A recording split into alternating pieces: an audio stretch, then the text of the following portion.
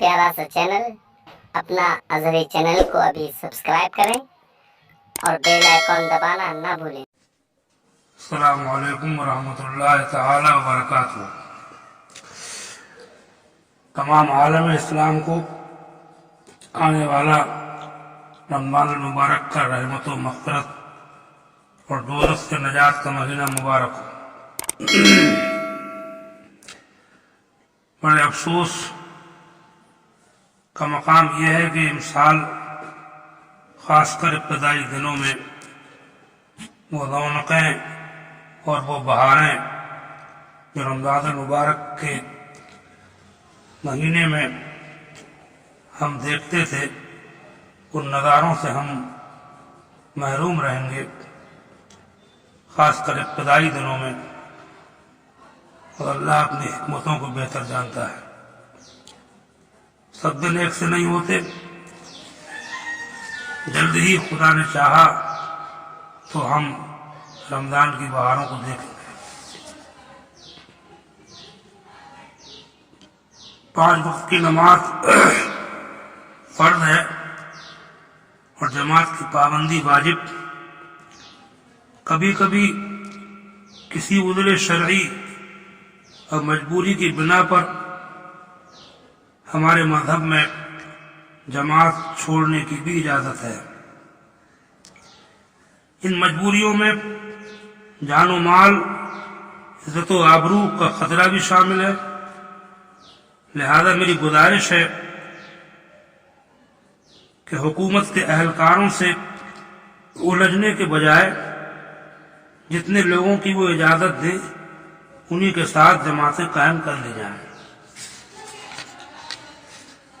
اللہ تعالیٰ کی عبادت، اس کا ذکر و شکر گھروں میں بھی ہو سکتے ہیں، اللہ سب کچھ جانتا، دیکھتا اور سنتا ہے اور اپنے کرم سے قبول فرماتا ہے۔ جہاں تک تراویح کی نماز کا تعلق ہے تو اپنے اسلام میں تراویح کی نماز نہ فرض ہے نہ واجب، البتہ سنت ضرور ہے، اور اس کی جماعت سنت کفایہ۔ اس کا مطلب یہ ہوتا ہے کہ اگر چند لوگ مسجد میں جماعت سے تراویح کی نماز ادا کر لیں، باقی اپنے گھروں میں نماز ادا کریں تو کسی پر کوئی عتاب نہیں اور کسی پر کوئی شرعی جرم نہیں۔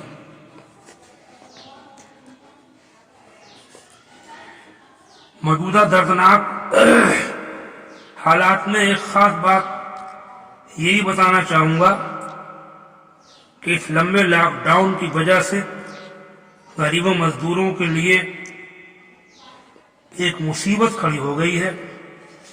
بعض جگہ بھوکمری کی نوبت آ گئی ہے یا آنے والی ہے۔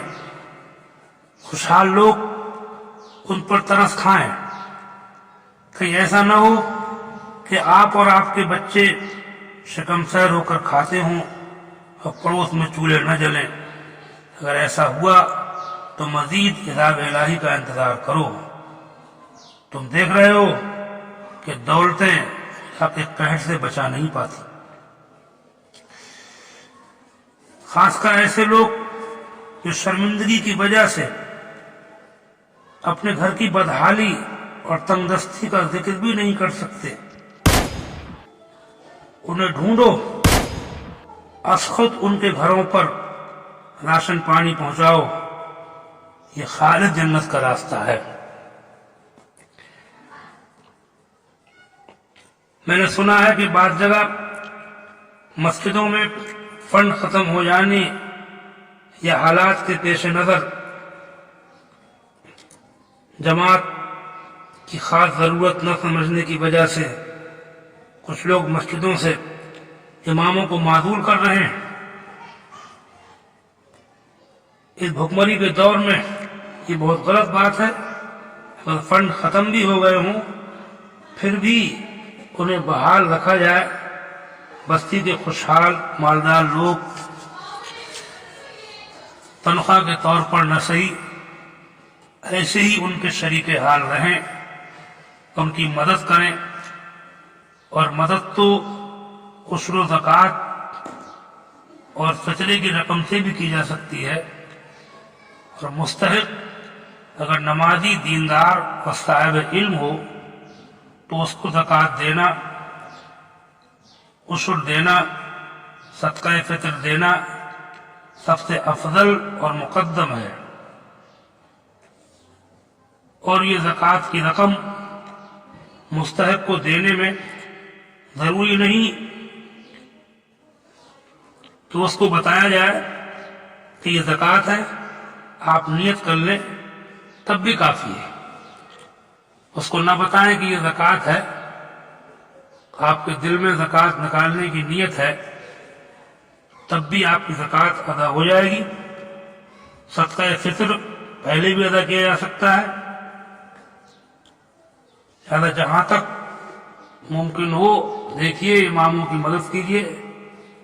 ایسی وہ حافظ لوگ، قرآن سنانے والے جو بیچارے رمضان شریف کے منتظر رہتے تھے کہ رمضان میں اللہ تعالیٰ کے ذریعے سے لوگوں سے ہماری کوئی مدد فرمائے گا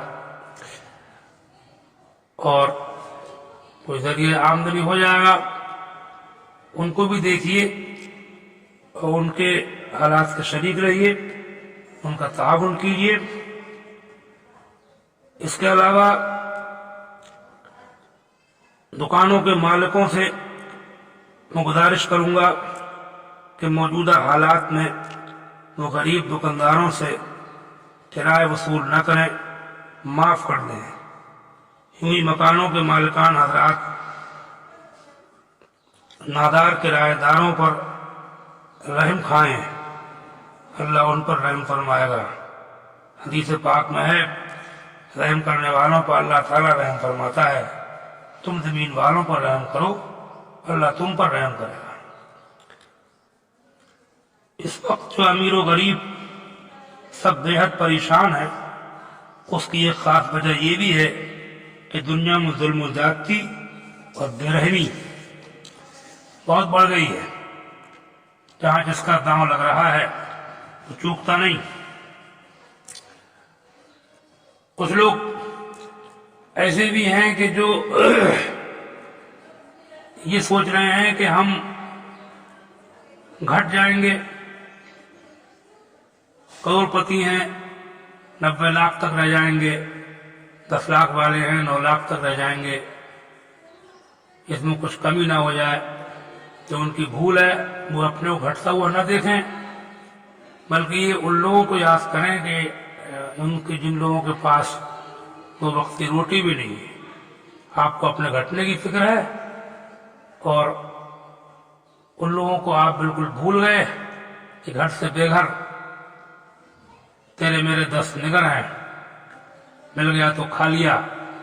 نفاقوں کی بھی نوبت ہے، ان کو دیکھو، اللہ کا شکر کرو، اس بات کی پرواہ مت کرو کہ ہم کچھ پہلے کے مقابلے میں نیچے کو آ رہے ہیں۔ حدیث پاک میں رسول پاک سید عالم صلی اللہ علیہ وسلم نے فرمایا کہ تم میں سے جب کوئی اپنے سے افضل کو دیکھے، اعلیٰ کو دیکھے، تو اپنے نیچے کے لوگوں کو بھی نظر رکھے۔ خدا پاک آنے والے رمضان کے مبارک مہینے تو ہم سب کے لیے رحمت و بخشش اور جنت کے دخول اور جہنم سے نجات کا مہینہ بنائے، اور تمام عالم، خاص کر ہمارے ملک کے باشندوں کو حق بلا سے محفوظ فرمائے، اور کمزوروں کو ظالموں کے ظلم سے بچائے۔ آمین یا رب العالمین۔ والصلاة والسلام علی سیدنا و مولانا محمد وعلی آلہ و اصحابہ اجمعین۔ السلام علیکم ورحمۃ اللہ تعالی وبرکاتہ۔